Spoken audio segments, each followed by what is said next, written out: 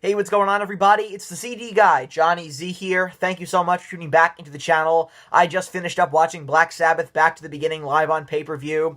Gonna go set by set here, sharing my thoughts on each performer, and then at the end, gonna tell you guys what I thought of the show as a whole. So let's get started. We kick things off here with Mastodon. Mastodon started the show with 3 songs: Black Tongue, Blood and Thunder, and then Supernaut with Mario Duplantier, Danny Carey, and Eloy Casagrande, all drumming on small percussion kits, that I thought was really cool. And I actually mentioned in my setlist prediction video for Back to the Beginning that I really wanted to hear Danny Carey do Supernaut, so I guess I kind of got what I wanted, but very cool to see all the drummers up there at once. And the unfortunate thing is you couldn't hear vocals for the first half of the song, but otherwise a killer cover, and I think a great way to get the crowd going to start off the show. I think Rival Sons had a real standout performance here, and they may not have been on everyone's radar going into this show here, but I think vocalist Jay Buchanan has a great throwback 80s voice, and they performed Do Your Worst, Secret, and Electric Funeral. They'd previously covered War Pigs, so we knew they could pull off classic Sabbath, but I think this cover might have been a little bit better than War Pigs. Anthrax were next. They did Indians and a cover of Into the Void. Joey Belladonna, of course, is a Dio disciple, so I was wondering which non-Dio era song they would do for this show, and Into the Void suited his voice really well, and the band only played 2 songs, but they filled their 15 minutes. Good set. I'd say Joey flipped the switch about halfway through Indians and woke up, and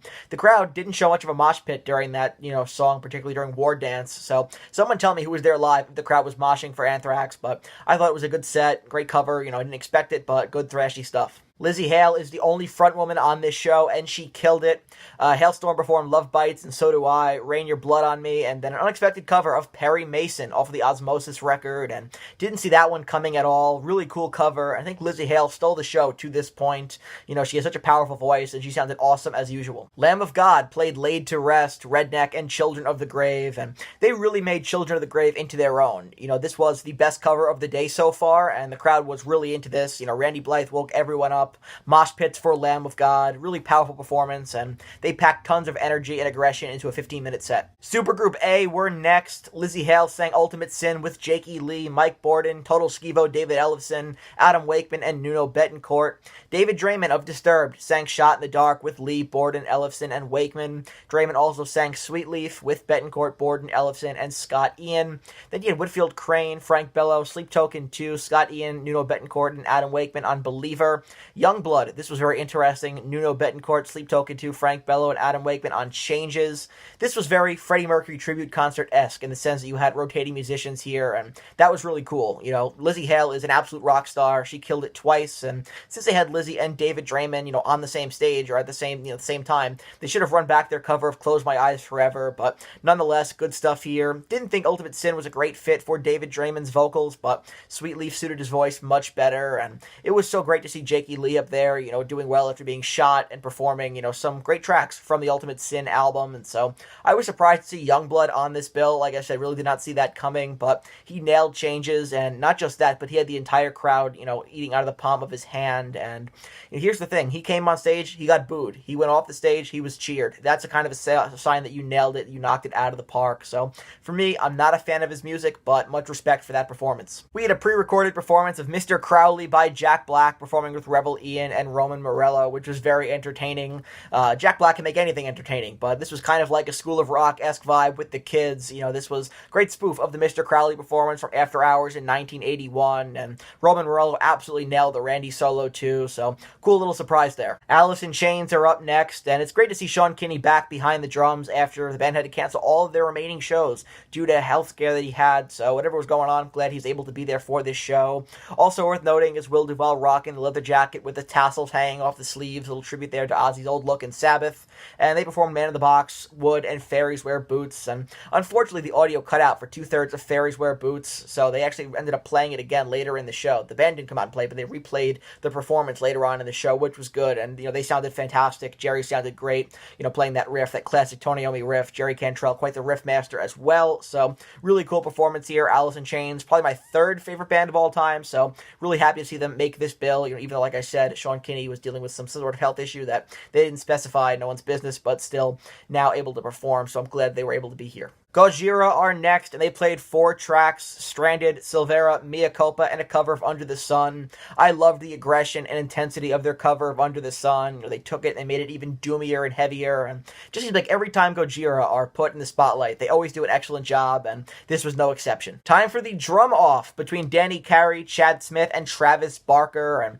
Jason Momoa, who was hosting this thing, actually called Travis Barker one of the greatest drummers of all time, which made me audibly laugh out loud, but still, this was really neat here, and they were joined by Rudy Sarzo, Tom Morello, and Nuno Betancourt for an instrumental cover of Symptom of the Universe, and, well, who won the drum off? I'd say Danny Carey could smoke those two easily. Time for Supergroup B. Billy Corgan, Tom Morello, KK Downing, Adam Jones, Rudy Sarzo, and Danny Carey on Breaking the Law and Snowblind, and Billy Corgan actually did a pretty decent impression of Rob Halford, which I thought was cool. Then you had, of course, Sammy Hagar, Nuno Betancourt, Adam Wakeman, Rudy Sarzo, Chad Smith, and Vernon Reid on Flying High again. Hagar, Betancourt, Wakeman, Sarzo, Smith, and Morello on Rock Candy. Then Papa 5 from Ghost, Perpetua there with Vernon Reid, Nuno Betancourt, Adam Wakeman, Rudy Sarzo, and Travis Barker on Bark at the Moon. Much better cover here for Tobias Ford than Bohemian Rhapsody was. Then, to my surprise, Steven Tyler took the stage with Ronnie Wood, Nuno Betancourt, Tom Morello, Andrew Watt, Rudy Sarzo, and Travis Barker on Train Kept a Rollin'. You had Tyler, Betancourt, Morello, Watt, Sarzo, and Smith on Walk This Way and Whole Lot of Love. And I gotta be honest, I thought Steven Tyler was done and washed up. Turns out he's not. He sounded great, and he turned back the clock here with this performance and proved me and probably a lot of people wrong. And maybe will finally get that fitting ending to the Aerosmith Peace Out tour, so we'll see. But he sounded fantastic here, and I was really surprised by his performance. Pantera, or as I call it, Half Terra, took the stage next, and Phil Anselmo had a nice tribute to Dime and Vinnie Paul before their set. They did Cowboys from Hell, Walk, Planet Caravan, surprise, surprise, everyone saw that coming, and then Electric Funeral, making its second appearance today, and there's such an abundance of Sabbath cuts, from the Ozzy years that weren't touched, so why not choose one that hasn't been played already, but I don't really care. They did a great job with that, and I'll always admit when I'm wrong, I was wrong about the Pantera reunion being a bad idea. It's been awesome, even if it is still Half Terra to me. Danny Carey is just all over this show. Next up, we have Tool. Put your phones away because Tool are coming up next year. Even if you're watching this video on your phone, put it away. Menard doesn't want to see it. He wants you to read a book or start a vineyard or something. I don't know. But Tool are up next here, and he took the stage, Menard did, wearing a shirt that says Not Local, which was hilarious. Another great set here, and I was really looking forward to hearing Tool. I'm shocked they allowed themselves to actually be filmed on pay-per-view, which is a rarity, right?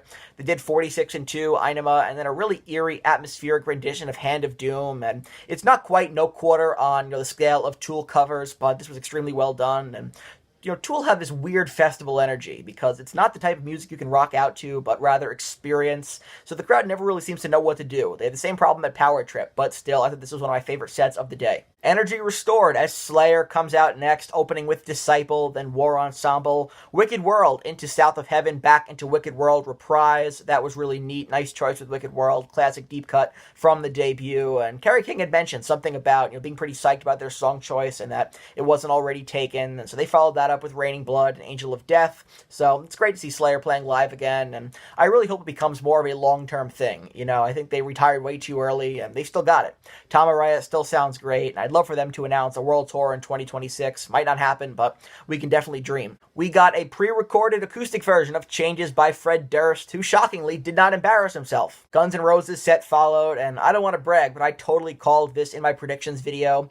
I totally called the It's Alright cover. Really cool callback to the Use Your Illusion tour, and really underrated deep cut, originally sung by Bill Ward. And as a matter of fact, GNR played a few deep cuts, following it up with Never Say Die, Junior's Eyes, and Sabbath Bloody Sabbath. And I'm not a huge fan of Never Say Die as an album, and yes, Axl has Mickey Mouse vocals, but I'll admit it was awesome to hear some real genuine deep cuts on this show. That was a nice touch for sure. Then of course they did hits like Welcome to the Jungle and Paradise City for Appetite 2 to close things out. And, talking a little bit more about Axl's Mickey Mouse vocals, if you will, he sounded pretty rough here, I'll be honest, but this is a 60-something-year-old Axl Rose giving us a real performance. And so when you complain about performers, using backing tracks, well, there needs to be a double standard there of, well, if you're going to have a problem with backing tracks, you need to appreciate the performers that are still giving you a real show, because if you don't like people using tapes and miming to a tape pretending to sound younger, then you need to appreciate the ones who are saying, hey, I'm 60 and I'm going to give you guys exactly what, I can offer at this point. And that's what Axl did. That's what Ozzy did later on in the show, and you got to respect that. It's Metallica's turn next here, and James thanks Sabbath for giving them a purpose in life, and they played a 6-song set here: Hole in the Sky cover, Creeping Death, Johnny Blade, Battery, and Master of Puppets. And again, some deep cuts here for your Sabbath covers. Loved that. Was not expecting Never Say Die covers from GNR and Metallica, but cool to hear regardless of my thoughts on the album. And Hole in the Sky was awesome as well. One of my favorites from my favorite Sabbath album, Sabotage, so that was really neat. And on an unrelated note, I love Lars's yellow Tama drums that he's using on the 72 Seasons tour.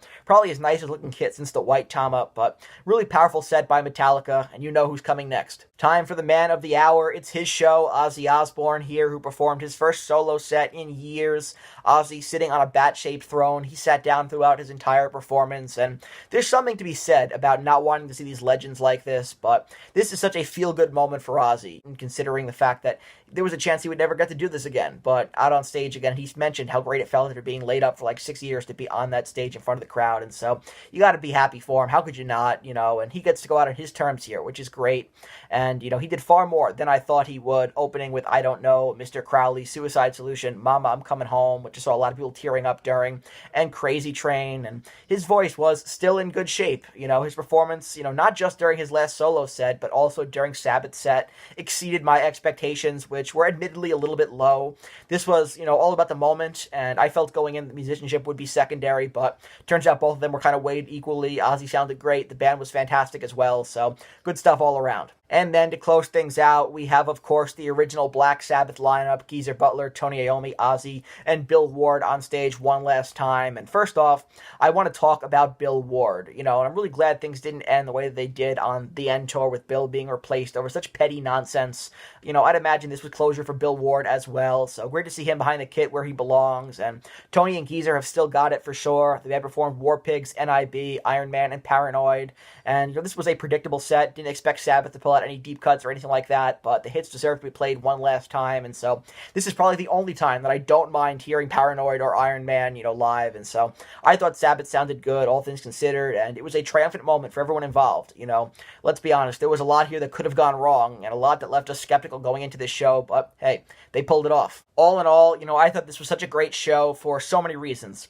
First off, incredible Bill. Lots of cool covers. MVPs for me include Lizzie Hale, Danny Carey, Steven Tyler, and I never thought I'd say this, but Youngblood for his performance of Changes.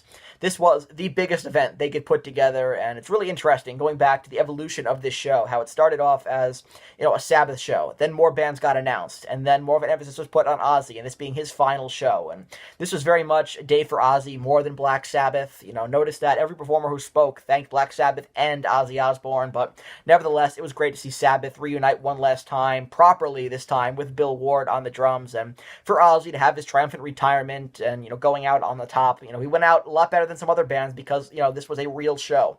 There are a lot of bands when they get up there in age, when they're Ozzy's age, and when they feel like they're incapable of doing certain things, they rely on backing tracks to sound younger. Ozzy did not do that, and I commend him a ton for that, so a lot of respect there for Ozzy's final performance. And for $30, it was an amazing deal on pay-per-view. All the proceeds went to great charities, and there's really nothing to complain about here. The vibes are great, and please comment down below if you were there and share what the energy was like. But that wraps up this review and recap of the show, of Back to the Beginning, Ozzy's final performance. And so I wanted to talk a little bit about all the performers here, and then just, talk a little at the end about the show as a whole. If you enjoyed this video, please give it a thumbs up, subscribe to the channel down below, turn on the bell for notifications so you don't miss a new upload. I will be rewatching the show because I have the 48-hour pay-per-view replay. I'll be watching it again, and then tomorrow on the channel, I'll be ranking every performance. So, even the supergroups as well will be included here. I'll be ranking everyone's performance from worst to best, who stole the weekend. We're going to talk about that tomorrow, so definitely want to stay tuned for that. Let me know down in the comment section below what your thoughts were on the show. Did you order it on pay-per-view? Maybe some of you were there. I want to hear from you what your thoughts were, good, bad, somewhere in between. Who was your favorite performer of the day? Let me know all that good stuff in the comment section below. And until next time, it's the CD guy, Johnny Z, signing off. Take care, everybody.